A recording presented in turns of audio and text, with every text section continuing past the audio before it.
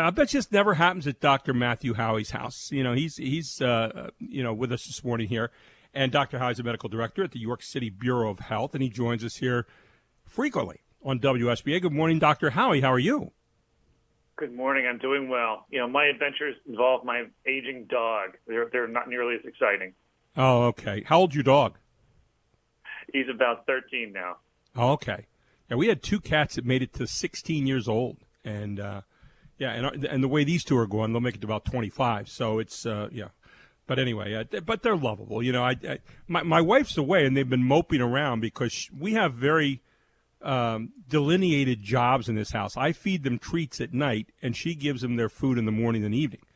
And cats don't understand when you change up routines. I mean, they're unbelievable.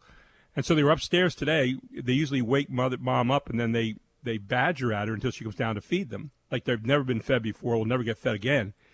And they're waiting upstairs today to see if she's suddenly materialized when she's in Lebanon right now, working with, I think, some psychologists and psychiatrists up there today on some stuff. And, so anyway, and leaving me, after I get done with this stint, I'll be working with some psychologists and psychiatrists after dealing with the kiddies for 2 days. So anyway, great to have you in this morning, Dr. Howie. I wanted to get some update right now on COVID distribution. I did see the CDC guidance yesterday that said if you're outside now and you're vaccinated, looks like you're probably going to be okay as long as you don't get too close to people, I guess. What did you take out of the CDC guidance yesterday? It's welcome news for so many of us. We have known that outside is safer than inside.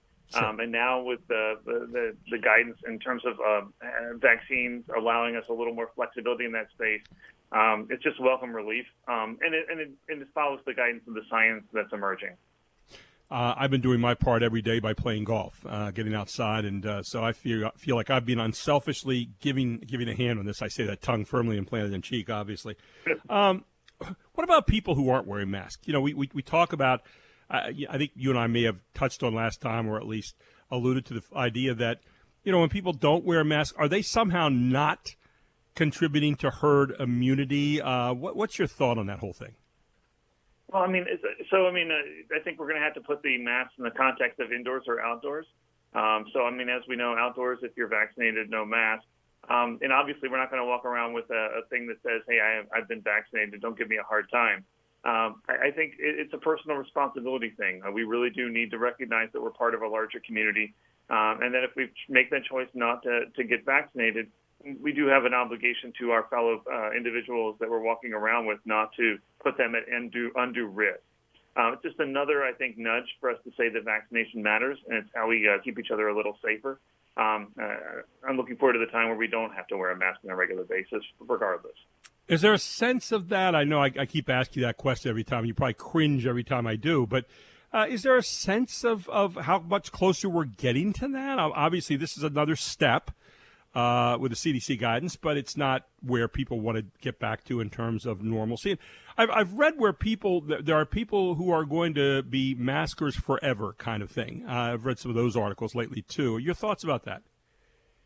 Yeah, I think this is one of those things where you take a look at where the objective number is, and the magic number when it comes to herd immunity is 70%. When you take a look at adult vaccination in the United States, we're for partial immunity, which means at least one vaccine, we're talking over 50% in that neighborhood, and for folks who are fully vaccinated, it's a lower number, upper 30s to lower 40s, depending on where you are.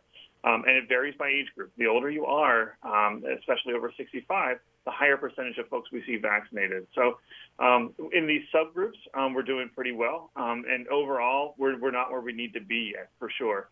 The wild card is these variants. So what is protection now? We have to monitor really closely because that protection may vary depending on what variant strain shifts occur. And that make the vaccine a little less effective. But thus far, it's held up pretty well. When we talk about variants, we continue to hear different news about the variants. And yet, when we hear that anymore, it doesn't appear, at least in our country right now, that we're as concerned about that because of the existence of the vaccine. What's the latest on the variants that are out there, maybe not only in our country, but elsewhere around the world? Yeah, when you have this much virus circulating, you're going to have different variants. And so Right now the dominant strain in our region is the variant strain that came out of the UK. The one that is giving us pause now, depending on its ability to get more traction, is like the South African strain.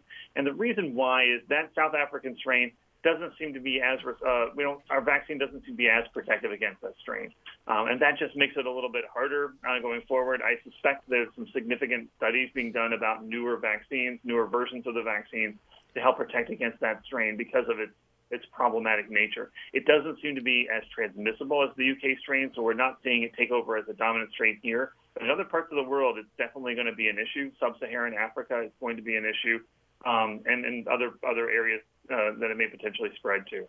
We're talking with Dr. Matthew Howie this morning. About a minute left here. I saw a couple news stories this morning. One, Friday here in our local area with WellSpan, they're going to be walk-in kind of visits you can have, 16 years of age and older. And also I saw at the end of the year they're talking about a pill that you could actually get at home to help against COVID. Your thoughts on those two items? Well, I tell you, walk-in vaccination, anything that shortens the time period from saying I'm ready to get vaccinated to I've gotten vaccinated and to completing the task, and we're trying to shorten that window down because I think that's one of those extra levers that we have to make our efforts a little more beneficial. In terms of innovation in vaccination, I mean, this is an area I guarantee you we have transdermal versions of it where there's almost a patch you can put in your skin that's being tested at the University of Pittsburgh.